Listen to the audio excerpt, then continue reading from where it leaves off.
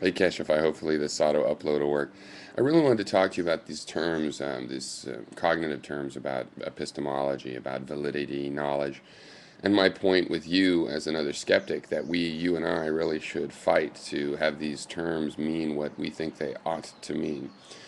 And one reason is basically that I have a great deal of respect for the knowledge of mankind. Now, I went through a phase where mankind and men and women seem very overly arrogant and egotistical about their knowledge, overly certain. And I remove that from them. They are not as certain as they think. But once I forgive them this overconfidence, I look at the knowledge that they have, and it's pretty impressive. Now, the way I see it, first of all, whatever is the common understanding in these terms really is the common accepted philosophy. Now, everybody has their own philosophy, but it'll be with reference to that. So I think it's proper for philosophers to argue over such definitions. I mean, consider if you're living in a Nazi society, and the Nazis have defined what is good and what is bad. Rather than accept their definitions of good and bad and then express your philosophy, say, of compassion as a bad philosophy, but nevertheless worth being because it's more true, say, or something like this. You should attack the very concepts of good and evil as they've been dominated by these corrupt individuals in this case. So there should be a struggle over the meaning of these terms. Now, basically, I think if you go back in time, you have a situation with all, as I just did a video on the epistemic method. It wasn't that clear to everybody, obviously, but the information is there.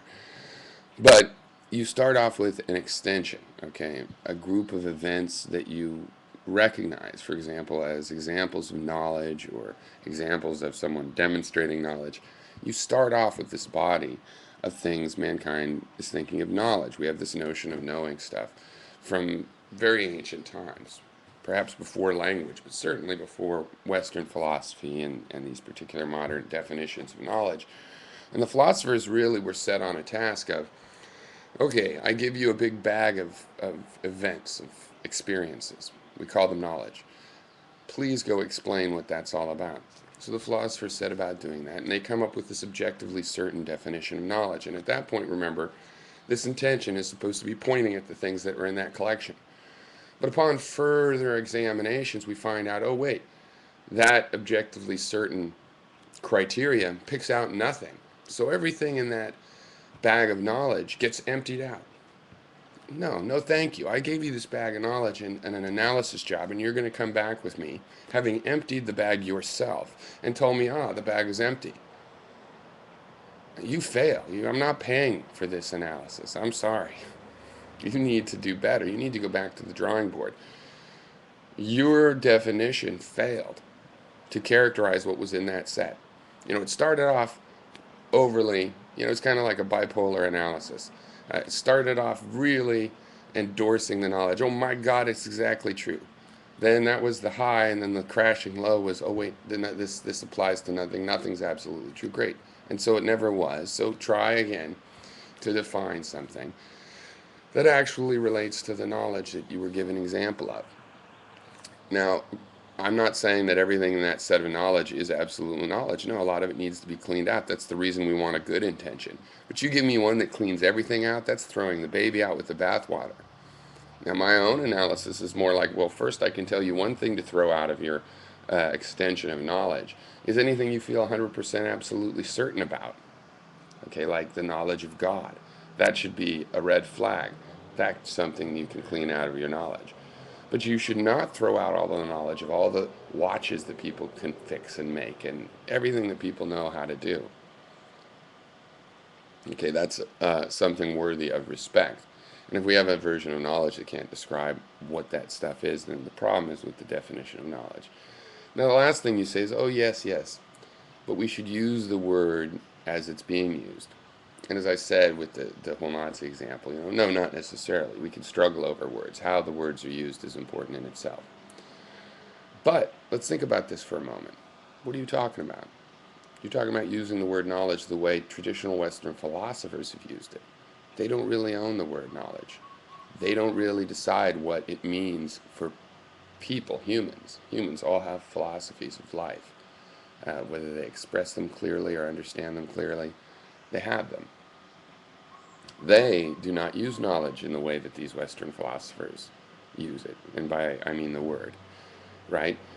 People say, "Are you sure?" And someone says, "Well, I'm relatively certain." Relatively certain. Okay. In a court of law, they don't say proven beyond all doubt. They say beyond a reasonable doubt. Okay. In scientific knowledge, that's knowledge. People call knowledge, all kinds of people. And it is not certain. It's theoretical. It's presented theoretical, and a theoretical or skeptical voice. Okay.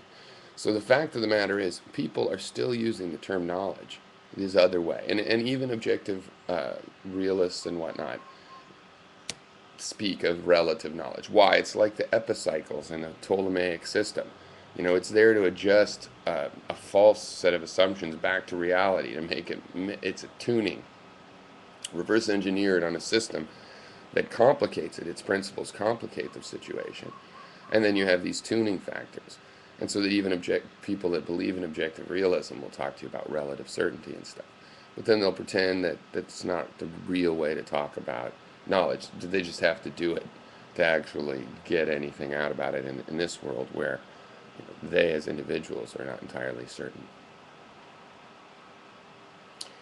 So people are fairly practical, and even if they don't know that they're using knowledge in a skeptical way, they are. And so I am actually presenting definitions for knowledge that fit how people use it. And yeah, it takes some of the luster off of knowledge, but that's good. The luster was supposed to be off. It's much better as a real thing. It's much better as a non-idealized thing that proves itself through its engineering performance. Yeah, A equals A. Not a perfectly ideal thing that can't be challenged. It's just damn strong. It's strong enough to hold up a whole system of thought. That doesn't make it absolute. So this is why we need to fight for these terms, and we need to be brave and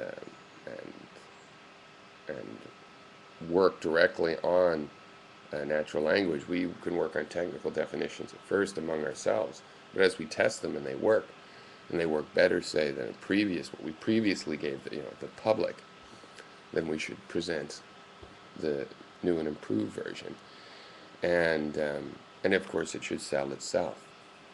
And I think relativistic knowledge sells itself. People are already using knowledge this way. They already think in terms of relative certainty and beyond reasonable doubts and so on and so forth.